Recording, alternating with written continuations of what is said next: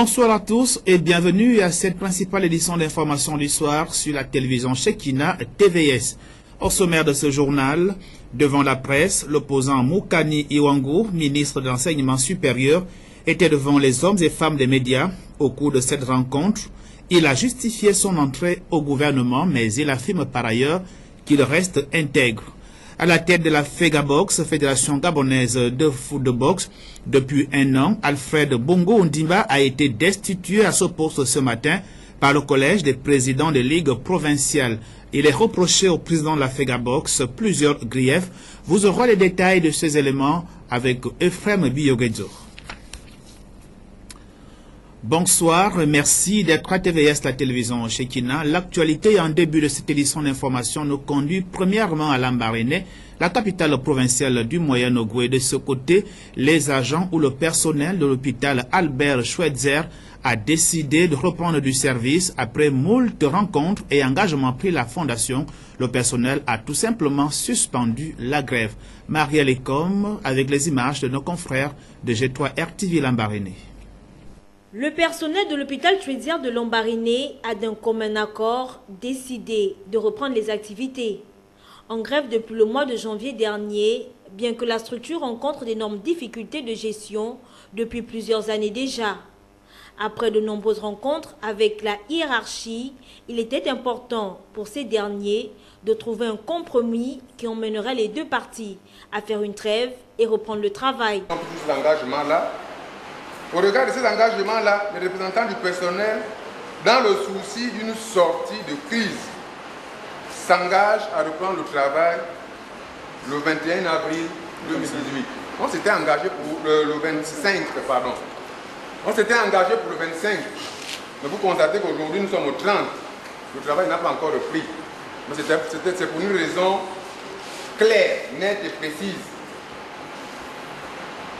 L'employeur avait pris l'engagement de payer les salaires du mois d'avril, de mars, normalement. On attendait que ces salaires soient payés normalement. C'est pour ça que nous avons dit, pour le moment, on ne reprend pas tant qu'on n'a pas encore vu les salaires là. On veut d'abord les toucher, on prend, on met dans nos poches. Ces agents, presque réduits à un état de mendicité, réclament entre le non-versement de 24 trimestres de cotisation à la Caisse nationale de sécurité sociale et le départ du coordonnateur médical, considéré à tort ou à raison comme étant le grand Manitou. Comme nous avons pu le constater sur le terrain à travers ces images, le travail a bien repris dans l'hôpital du Grand Blanc de Lambaréné. Non à l'instrumentalisation de la grève à la Société gabonaise de transport Sogatra. C'est ce qu'ont fait savoir les conducteurs et techniciens de cette entreprise au cours d'un point de presse tenu dans les locaux de la Société gabonaise de transport. Nous les écoutons. Nous sommes des agents de Sogatra confondus, conducteurs, techniciens et autres. C'est bien vrai, nous avons fait un mouvement d'humeur par rapport à nos 6 mois d'impayés de salaire. Pour cela, le salaire du mois d'octobre a été payé, le mois de novembre vient d'être payé et la direction générale a fourni des efforts pour nous payer le mois de décembre. Pour cela, nous ne pouvons pas définir le jour, mais d'ici la semaine prochaine. Nous remercions le ministre du Budget. Certains agents instrumentalisent le mouvement pour attaquer le directeur de l'exploitation en nous faisant signer des documents qui nous disent que ce sont des listes de présence et pourtant ce sont des pétitions pour faire partie du directeur de l'exploitation. Nous, conducteurs, techniciens, nous ne sommes pas d'accord pour cela. Pour ce que nous revendiquons, ce sont les salaires. Ce n'est pas nous, agents de Sogatra, qui nommons le directeur de l'exploitation, quel que soit le directeur de la société. Il est nommé par les hautes autorités compétentes de leur place. Et à ceux-là de prendre leurs décisions. Ce n'est pas nous, agents de Sogatra, conducteurs, techniciens ou autres personnes de la société. Et pour cela, nous dénonçons aussi le PCA qui assiste le syndicat en place et qui les excite à attaquer personnellement le directeur d'exploitation. Et il assiste même aux réunions à Katimini avec le mouvement en question, le syndicat Siatral. Le départ du DS, puisque la restitution là, est signée. Il y a 109 conducteurs. Ça a été fait depuis ce matin. Donc nous faisons le départ du DS. Ce que nous recommandons, c'est nos salaires. À faire la haine contre l'autre, nous, on s'en fout de ça. Ce que nous voulons, c'est que nos salaires. Puisque les preuves, nous travaillons toujours. Ça fait 6 mois, nous travaillons. Ce que nous, on veut seulement, c'est les salaires.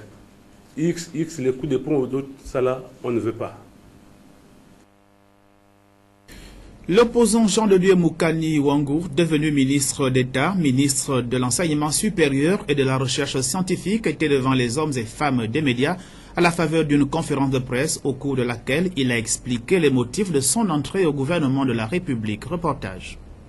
Nouvellement promu aux fonctions de ministre de l'Enseignement supérieur et de la Recherche scientifique, l'opposant Moukani Iwangu a fait sa première sortie hier après cette élévation aux prestigieuses fonctions de l'exécutif.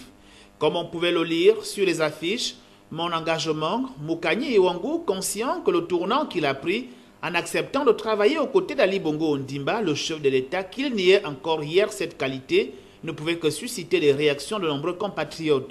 Et c'est pour éclaircir sa position, voire son engagement, qu'il est venu devant la presse. Il justifie cet engagement par la situation née de la dissolution de l'Assemblée nationale avec effet sui generis de révocation du gouvernement par la Cour constitutionnelle. Mesdames, Messieurs, dans la vie de la nation, comme dans celle des hommes, il est des moments où il faut savoir prendre ses responsabilités et poser les actes que le bon sens commande de poser.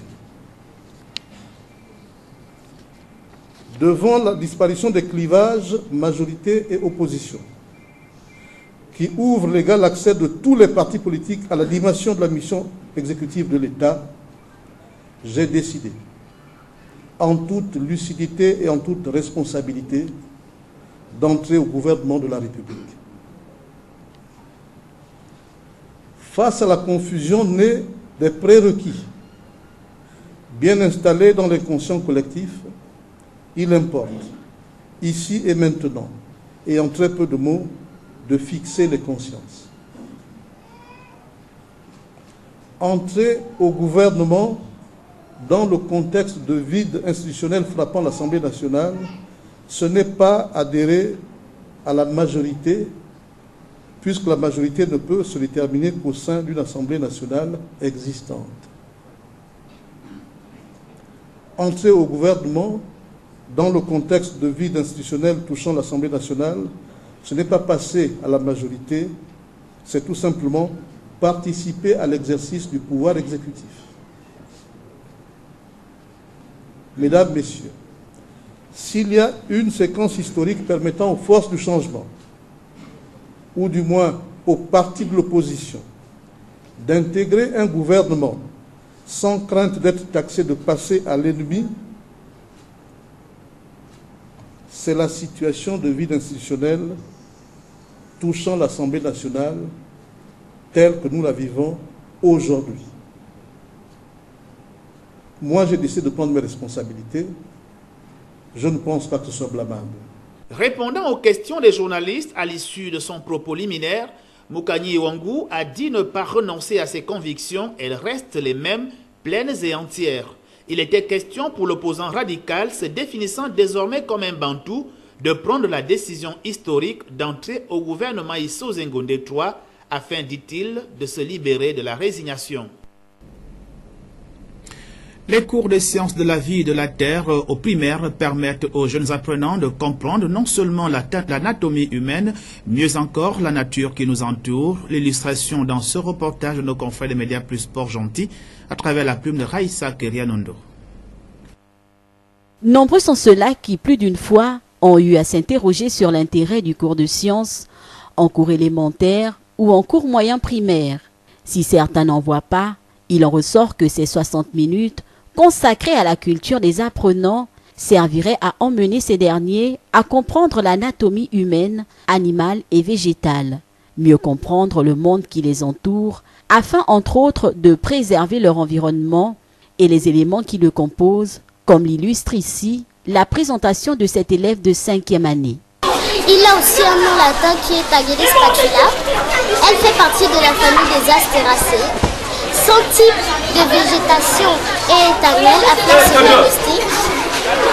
Son type de feuillage est un feuillage vert de coupé et qui dégage une odeur forte et désagréable. Son mode de multiplication est parsemé. Le temps de floraison, c'est 3 mois après le sémence. Et le repiquage 2 semaines après le sémence. Ainsi, pour cette plante tropicale, habituée aux zones tempérées, l'exposition au soleil serait bénéfique pour sa croissance. Elle doit être exposée au soleil. Sa hauteur est de 20 à 50 cm à la mètre. Et maintenant, le vin et l'espacement, si on fait une plantation, de 20 à 30 cm. La profondeur de plantation, à peine les graines seront recouvertes de terre pour un plombage. S'agissant de la composition de la terre, l'œillet d'Inde ne pousse que sur un sol richement préparé. Pour sa reproduction, le sol doit être unifère et drainé. Pour préparer le terrain, tout d'abord, nous avons mis du copeau de bois, aussi appelé de la cire de bois. Et ensuite, nous avons mis du terreau qu'on peut aussi appeler sol riche. Au regard de ce mini-cours de jardinage, clairement exposé par cette future certifiée de 5e année, nul ne douterait à présent du bien fondé de cette matière pour ces jeunes élèves.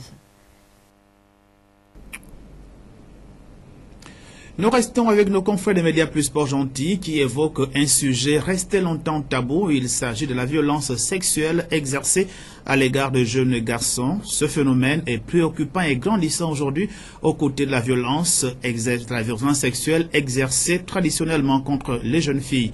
C'est un reportage de Raissa Kerian Ondo. Sujet tabou dans la société gabonaise et partant africaine, le phénomène est pourtant quasi présent. Les phénomènes sexuels sur mineurs prennent au fil du temps des proportions alarmantes. Si les filles étaient jadis les principales victimes des pulsions de cette catégorie d'adultes qualifiés de prédateurs sexuels, de nos jours, les petits garçons victimes de ces violences sont plus nombreux que l'on pourrait penser, mais préfèrent se terrer dans le silence pour des raisons plus ou moins évidentes. Le dernier parent que j'ai reçu en entretien personnalisé ne comprenait pas que son enfant puisse subir effectivement, et je vous dis que c'était un jeune garçon d'à peu près 12 ans, parce que le parent était effectivement dépassé, mais l'enfant avait déjà avoué, n'est-ce pas, à son papa qu'il subissait, n'est-ce pas, des violences sexuelles de la part de ses camarades. C'était à maintes reprises à l'école, de l'école, c'est passé au quartier. Pour reconnaître ce type d'enfant, les parents sont invités à observer certaines attitudes. Si ça se passe à la maison, l'enfant va devoir effectivement rentrer dans un cycle de fugue. L'enfant va devoir effectivement, va aimer rester hors de la maison qu'à l'intérieur de la maison, parce qu'effectivement c'est là où se trouve le boulot. L'enfant va vouloir effectivement reproduire la même chose chez l'autre petit garçon effectivement qu'il trouvera soit au quartier.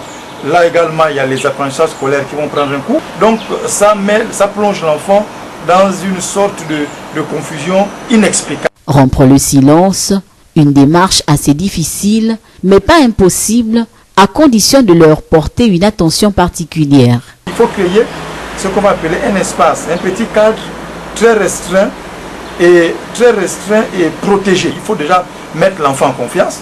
La première chose, la plus importante, c'est de pouvoir mettre l'enfant en confiance. Deuxièmement, il faut rassurer l'enfant que tout ce qui sera dit restera, n'est-ce pas, entre le père et l'enfant ou entre la mère et l'enfant. Il faut vraiment des détentes. Il peut arriver effectivement que le père ou la mère décide de discuter avec les enfants hors de la maison. Ça peut être au bord de mer, ça peut être dans un café, peu importe l'endroit, mais ça ne doit pas forcément être dans la maison parce que si la violence se passe dans la maison, ça va être un peu difficile pour l'enfant de s'ouvrir. Soulignons que ces violences peuvent avoir des répercussions tragiques dans la vie des victimes, d'où la nécessité d'une prise en charge psychologique et médicale immédiate en vue de maximiser les chances de rétablissement et le retour à une vie normale. Alfred Bongo Ondimba, président de la Fédération gabonaise de boxe jusqu'à ce matin, vient de se voir évincé à ce poste par le collège des présidents des ligues provinciales au cours d'une assemblée générale extraordinaire. Ephraim Biyogezob, Yvon Bertrand Koumile Kandoumba. Arrivé aux commandes de la Fédération gabonaise de boxe le 25 mars 2017 en lieu et place de Clément Sosasi Mawango, appelé à faire ses classes ailleurs, Alfred Bongo Ondimba vient de se voir évincé de ce poste par les 2/3 de ses membres issus du collège des présidents des ligues provinciales. Sur 8 ligues régulièrement actives sur le plan local, 5 ont notamment opté pour son départ, décision prise lors d'une assemblée générale extraordinaire qui avait posé le point à l'ordre du jour, la mise en place d'un comité provisoire qui aura la charge de la FEGABOX sur une période de 6 mois. Il est reproché aux membres de l'ancien bureau des dysfonctionnements ci-après. L'égocentrisme, les règlements des comptes, la médisance, le mépris de la volonté collective, l'affermissent, etc. On peut citer, entre autres, par rapport à tout ce que je viens de dire, le remaniement des attributions des premiers, deuxième et troisième vice-présidents en violation des dispositions des articles 17, 18 et 19 du règlement intérieur de la Fédération, j'entends, gabonaise de boxe. Le remaniement du bureau fédéral sans consultation de l'Assemblée générale.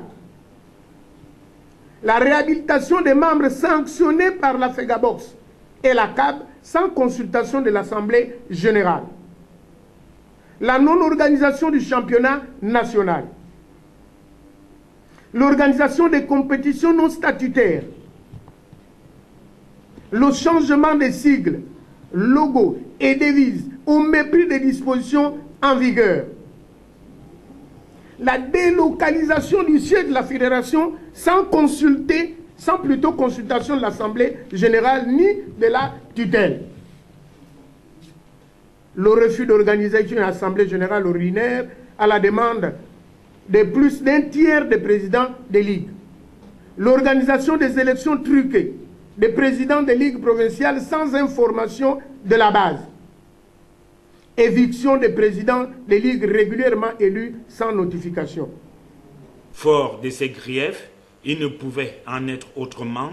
Dixon Pierre Anguinga, porté par ses pairs aux fins d'assurer l'intérim conformément à l'article 37.1 des statuts de l'AIBA et de la Confédération africaine de boxe, installé de suite, l'homme et tout son bureau, composé de 7 membres au total, se projette vers l'avenir. Mais la normalisation de la boxe. Aujourd'hui, à l'international, on n'est plus les bienvenus. Le comité national olympique, qui est l'organe de gestion de la discipline nationale, ne reconnaît pas la fédération. Mais la fédération continue à tourner comme ça. L'organe international, qui est l'AIBA, a demandé l'annulation du bureau. Mais nous avons continué à fonctionner comme ça, au mépris de ces injonctions-là. Vous voyez qu'il y a un problème.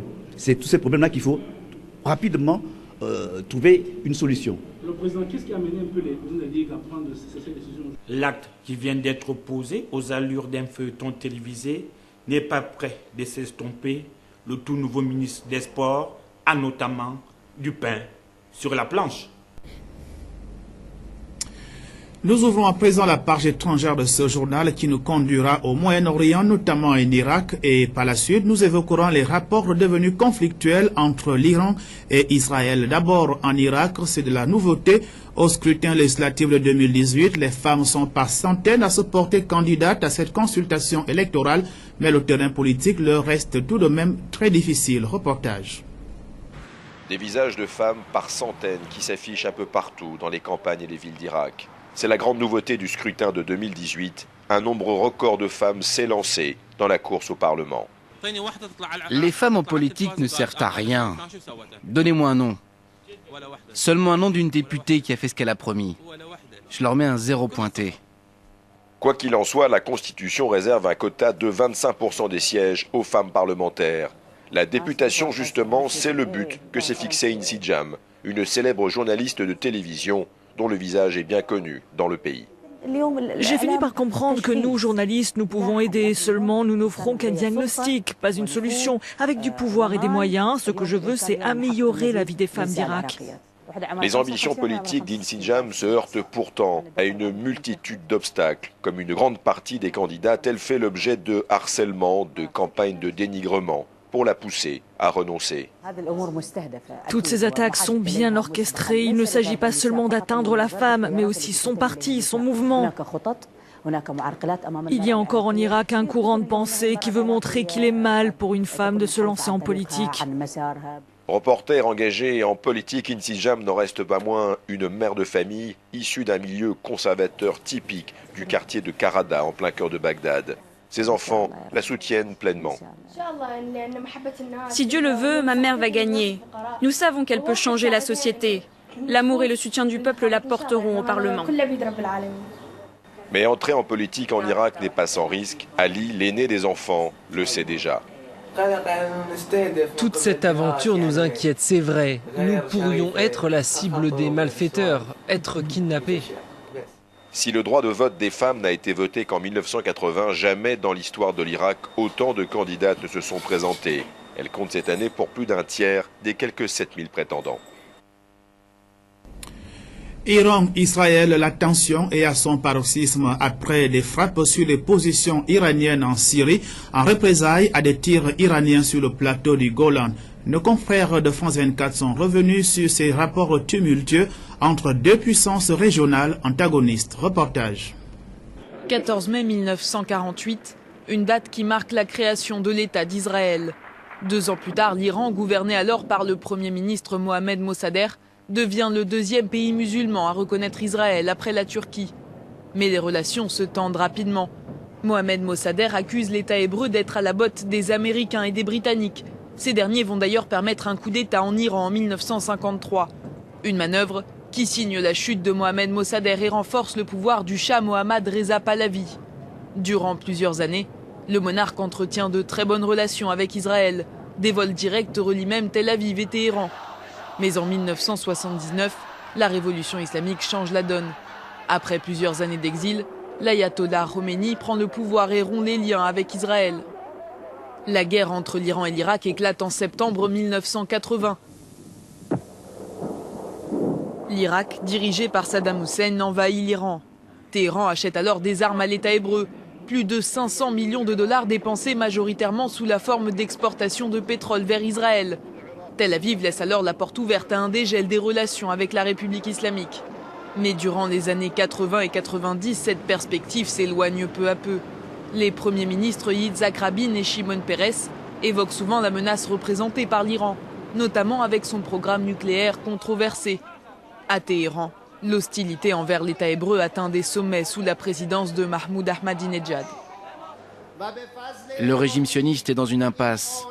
Si Dieu le veut, le rêve de l'ayatollah Khamenei sera exaucé et Israël, l'origine de toutes les corruptions, disparaîtra du paysage géographique. Par la suite, Israël cible des infrastructures nucléaires iraniennes en menant des cyberattaques. Et l'Iran continue de soutenir des organisations opposées à l'État hébreu telles que le Hamas et le Hezbollah. Ce dernier a d'ailleurs joué un rôle actif dans la guerre en Syrie ces dernières années, en soutien au régime de Bachar al-Assad. Du sport à présent, invité en France par l'association des sourds-muets de France à prendre part à un tournoi de football. L'équipe des sourds-muets du Gabon, dénommée Silencieux FC, dans la phase de préparation, a livré un match de mise en jambe avec l'équipe de la CSL, match remporté par la CSL par un score de 6-1. Ulrich Simela, reportage. Le club de football des sourds, appelé Silencieux FC, a livré une rencontre amicale contre la CSL, une équipe qui évolue dans le championnat de la Ligue de football de l'Estuaire et qui pour l'instant occupe la première place. Cette rencontre rentre dans le cadre des préparatifs du tournoi des sourds qui se jouera en France et l'équipe Silencieux FC est invitée par l'association des sourds-muets de France pour y prendre part. Une participation qui s'est confirmée grâce à l'apport financier de la première dame du Gabon. Ce match amical dominé par le club sportif de Libreville s'est soldé par un score de 6-1. Oui, nous sommes là pour jouer un match amical. Comme on prépare un tournoi de football de sourds-muets en France. C'est pour ça que nous sommes venus ici pour jouer un match de mise en jambe. On se compare en France, mais on commence le tournoi le 18, 19 et le 20 mai 2010. Malgré la déficience auditive, cette équipe possède de jeunes joueurs très talentueux. C'est le cas de François Dikombo. Ce jeune avant-centre de 22 ans a attiré l'attention des dirigeants de la CSL. Et au sortir de ce match, nous avons pu remarquer ce jeune qui a cet handicap, de ne pas parler, de ne pas écouter. Et nous pensons que le football, c'est sur le terrain, les gestes, et on peut l'amener à encore progresser. Il a des qualités, et puis on va voir comment il pourra se comporter avec les autres. On aura besoin de lui après le retour de la France, faire un stage, pour voir comment par la suite on pourra peut-être se récupérer avec nous. Je vous assure que s'il avait toutes ces ressources, c'est-à-dire que s'il parlait et s'il écoutait, je pense qu'il sera à ce niveau. Je pense qu'il pourrait être à l'écurie nationale, en première division, tout ça, peut-être même international. L'équipe continuera sa phase de préparation. Elle quittera le Gabon le 14 mai pour la France et la compétition débutera le 16 mai. À Lambaréné, la capitale provinciale du Moyen-Ogooué, par contre, c'est la tombée des rideaux des Jeux de la Fégas.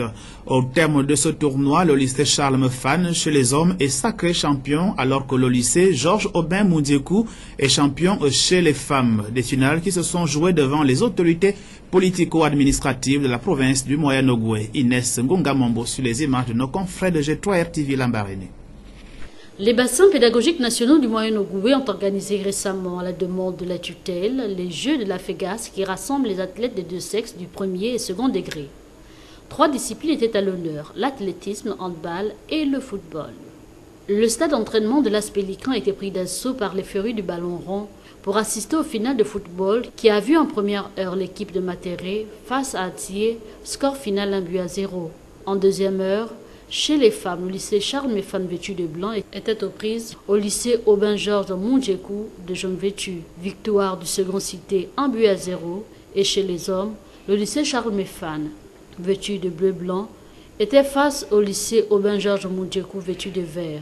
Plusieurs actions de jeu se sont créées, mais les deux équipes se sont séparées sur un score vierge de 0 but partout au temps réglementaire.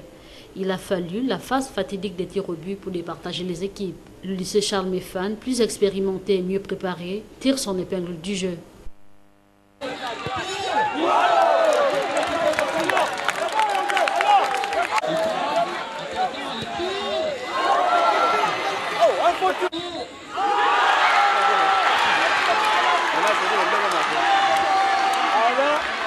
Au sortir de ces finales, les capitaines et responsables se sont exprimés.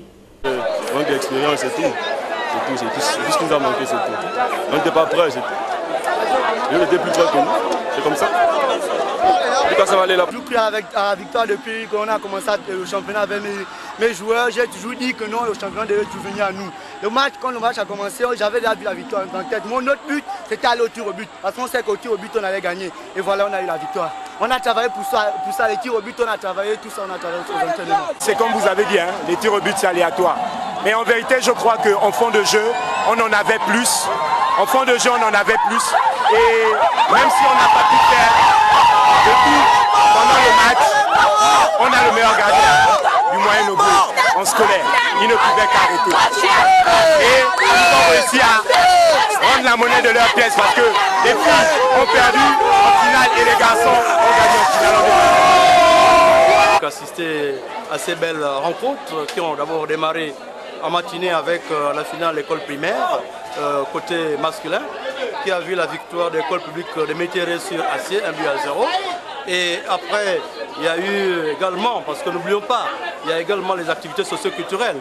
Hein? Il y a eu des prestations, remise de trophées pour les finalistes de concours d'autographes, mathématiques et autres.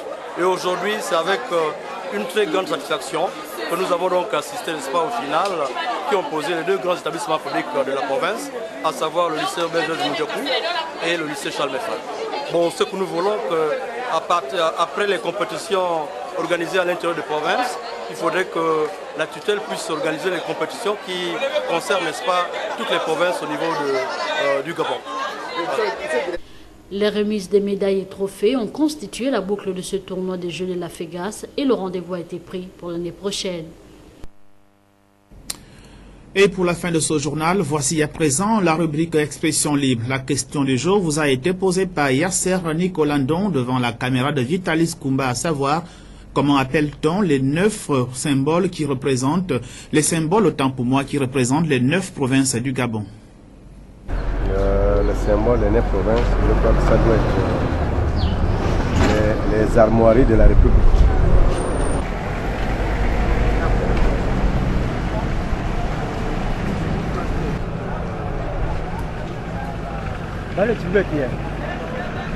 Les sceaux